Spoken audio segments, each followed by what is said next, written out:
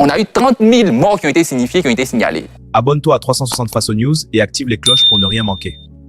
On se souviendra par exemple de la mort de Mahsa Amini, cette jeune femme qui était en vacances dans son pays, l'Iran, et qui avait donc enlevé le foulard, qui aurait été donc arrêtée, et puis quelques temps après retrouvée morte dans sa cellule de prison. Voilà, ça définit clairement qu'il y avait une restriction de liberté. Moi, je suis quand même un peu stupéfaite de ce qui s'est dit pour que certains ici sur ce plateau parlent au nom du peuple iranien, sachant que eux-mêmes, dans leur immense majorité, sont contre ce régime. Écoutez, on ne va pas aller par mille chemins. Quel est le taux de participation aux dernières élections présidentielles iraniennes? 18%. En 2009, la révolution verte en Iran. Ahmadinejad n'avait pas été reconduit, il a été imposé. Aujourd'hui, vous êtes sûr que si on refait un référendum avec le contexte actuel, on ne parle pas de 1979 où cette constitution islamique a été imposée, vous êtes sûr que les Iraniens, c'est également une très grande diaspora dans le monde qui existe partout. Regardez les indications de diaspora. Aujourd'hui, la diaspora malienne, elle n'est pas contre le Mali. Ce sont des indicateurs très importants.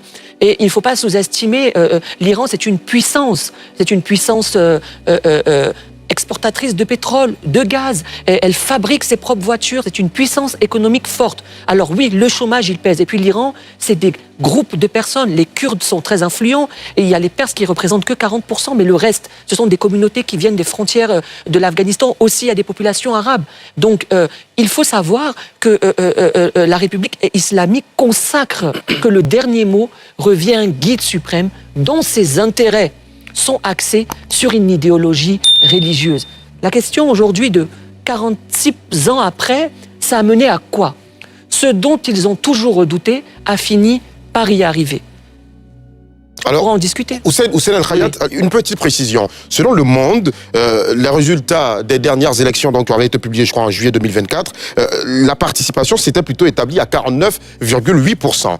Massoud Pezeshkian avait donc battu l'ultra-conservateur Saïd Jalili. Voilà. Selon les autorités iraniennes, en tout cas, c'est pas 18%, mais c'est 49,8%. Qu'est-ce que vous dites, pour vous qui avez fait l'Iran, Timité Al-Mami, qu'est-ce que vous dites justement de ces réalités qui sont décrites, de cette restriction de liberté, de ces jeunes femmes à qui on dénie le non-port du voile et d'autres réalités? D'accord.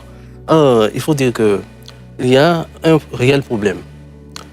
Si je posais la question, comme vous l'avez fait tout à l'heure, de savoir, en dehors de la version que nous avons de certains médias, qui, sur ce plateau, a approché des autorités iraniennes ou bien des médias iraniens pour essayer de voir l'autre version de l'histoire. Pratiquement personne. Et je n'en veux à personne. Pourquoi? Parce que la République islamique d'Iran a un réel problème de communication à l'extérieur. Ceux qui peuvent avoir un certain nombre d'informations sont ceux qui comprennent le persan. Ils n'ont pas de médias, ils n'ont pratiquement pas de médias en français. Ça n'existe pas. Ils n'ont pas de médias. Ils ont une chaîne Press TV qui émet aussi en anglais, mais qui a été, n'est-ce pas, qui est brouillé en Europe, brouillé en Afrique et qui n'est pas accessible. Donc, on n'a qu'un seul son de cloche. Il y a quelques jours, j'ai essayé sur Facebook d'avoir accès à Press TV. Effectivement, ça ne passe pas. Ça passe pas. Mais il y a de nombreuses chaînes, comme Al-Mayadeen, par exemple, qui sont des chaînes internationales pro-iraniennes et qui sont aussi en anglais. Pro-régime? Pro-régime, oui. Très bien. Okay. Donc, c'est dire que l'accès à l'autre version, elle n'est pas si aisée. Bon, quand on est dans une telle situation, les intellectuels que nous sommes, devons faire très attention.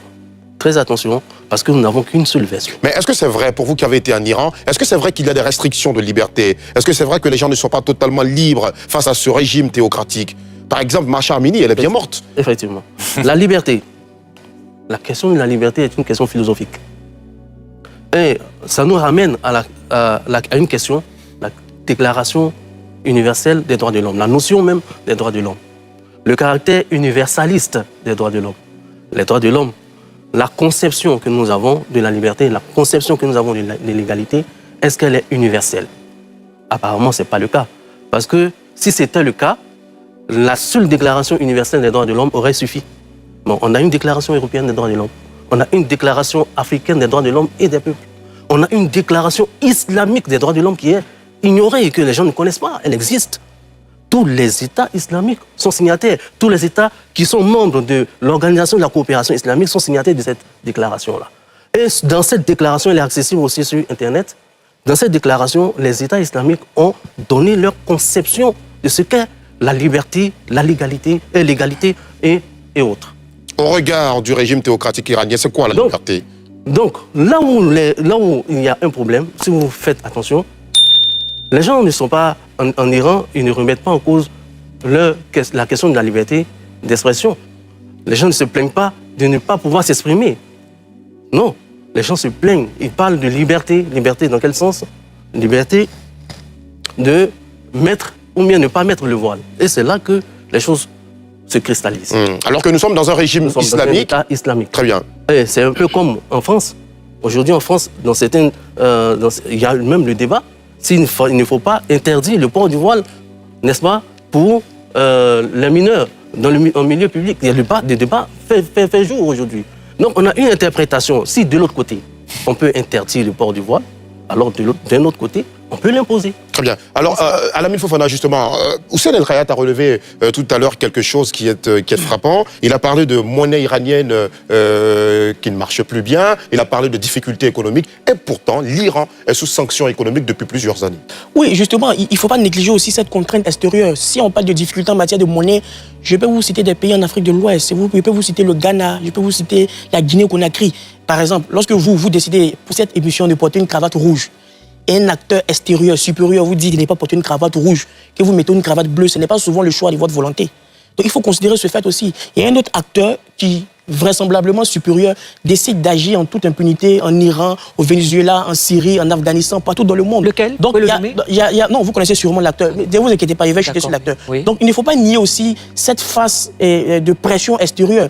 Lorsqu'on donne des chiffres, par exemple, Josias, quand on dit qu'il y a 20% qui veulent, 80% qui ne veulent pas, dans une situation de géopolitique, il faut donner la pluralité des informations. Vous prenez le taux de l'élection présidentielle. Monsieur Drago vient de nous dire que selon Le Monde, le taux de participation, c'est 49%. Alors, c'est pas selon... Je termine. Le Monde, j'ai bien précisé a repris que le Le chiffre Monde... du ministère de l'État intérieur, qui est contraire... 49,8%. Qui est contraire aux experts de la société. Le Monde, c'est un journal crédible. Donc, Le Monde a repris une source... Le Monde a repris une source On permet à Alamine d'aller à la fin. Le Monde a repris une source gouvernementale qui parle d'environ 50% du taux de participation. Donc, lorsque vous dites, par exemple, que 50% du taux de participation venant du gouvernement est moins crédible qu'une source qu'on ne connaît pas sur ce plateau, je trouve que vous êtes partial, sélectif et partiel de votre démarche. En Côte d'Ivoire, le taux de participation à l'élection présidentielle en 2025, vous savez c'est de combien de pourcents? C'est-à-dire de 50%. La raison pour laquelle on va dire Alassane Ouattara doit partir. Non, il ne faut pas rester souvent sur les taux. Il faut regarder souvent les fonds. C'est une théocratie qui est assumée. Vous connaissez Imam Diko, par exemple, au Mali, ou bien vous connaissez Haïdara au Mali. Haïdara au Mali, il n'est pas président de la République, mais je vous garantis que le gouvernement malien n'a pas intérêt à le fâcher. Et ça existe dans beaucoup de pays d'Afrique. Ça existe en Côte d'Ivoire, ça existe au Sénégal. Donc, pour dire que vous allez beau mettre des éléments techniques et théoriques dans la Constitution, mais il y a des réalités sociologiques et religieuses qui sont profondes. Dans le cas iranien, je termine. Dans le cas iranien, ils assument cette position. C'est le césaropapisme. Même la France aujourd'hui, qui se prétend comme un pays laïque, vous ne pouvez pas changer le fait que la France, c'est la fille aînée de l'Église catholique. Donc vous allez voir un bon substrat de pratiques religieuses. Vous allez voir une bonne partie des privilèges vis-à-vis de certaines religions que d'autres religions qui pourront, par exemple, naître dans les dernières heures de l'histoire de la France n'ont pas. Donc c'est une réalité qu'il ne faut pas nier. Il ne faut pas rester sur des éléments apparents, mais partir dans le fondement. Abonne-toi à 360 Faso News et active les cloches pour ne rien manquer.